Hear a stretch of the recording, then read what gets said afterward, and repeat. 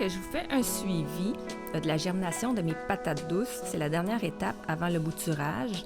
Je voulais vous montrer par exemple une erreur que j'ai commise et en fait qui a donné, je ne sais pas si vous voyez bien sur la feuille, déjà la feuille elle est roulée. Elle commence à changer de couleur, avoir une couleur un petit peu plus mauve et il y a des petits œdèmes là, à la surface. On va peut-être le mieux le voir sur cette feuille-là ici, par exemple. En fait, c'est quoi l'œdème? C'est un désordre physiologique qui va survenir, en fait, quand il y a une trop grande absorption de l'eau par les racines pour la capacité d'évaporation de la plante. Donc, ce que ça fait, c'est que le surplus d'eau va créer vraiment dans les cellules une pression interne. Et une fois qu'il va y avoir toute cette pression-là, ce qui va arriver, c'est que les cellules vont éclater.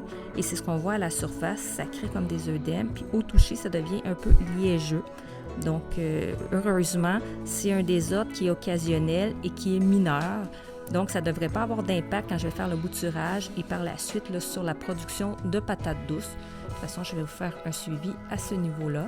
Donc, ce qui arrive à ce moment-là, c'est que la feuille devient comme ça et par la suite, elle jaunit, elle va finir par mourir.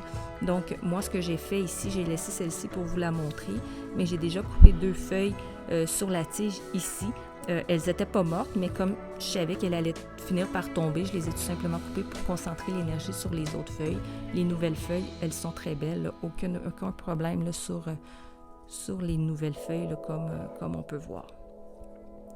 Donc, l'œdème, en fait, c'est un excès d'humidité relative ou ça peut être lié aussi à un changement brusque de température.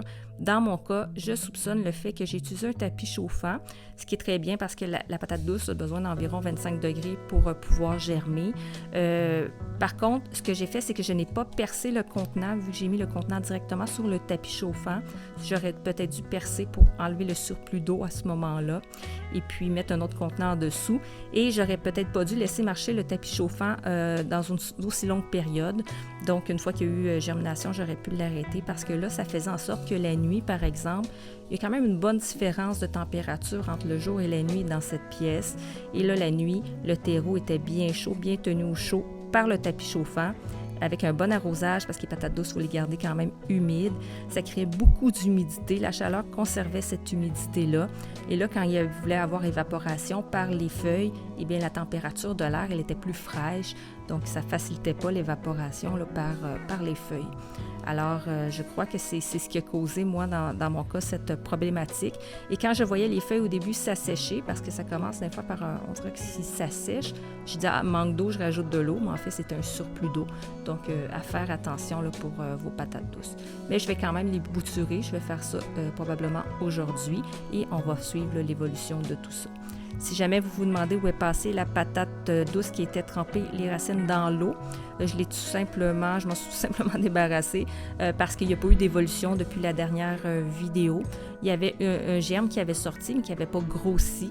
Donc, je trouvais que ça ne valait pas la peine de poursuivre l'expérience. Je vais quand même refaire l'expérience parce que là, est-ce que c'est dû au fait que j'ai mis la patate douce dans le mauvais sens, c'est-à-dire le bout pointu vers le haut, ou c'est le fait qu'il y avait trop d'antigerminatifs sur la patate douce que j'avais achetée au commerce à ce moment-là.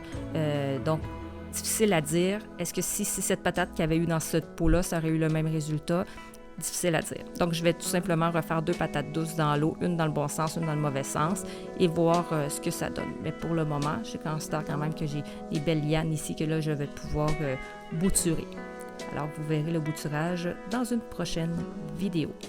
Alors, merci d'avoir visionné cette vidéo et je vous dis à la prochaine. Au revoir.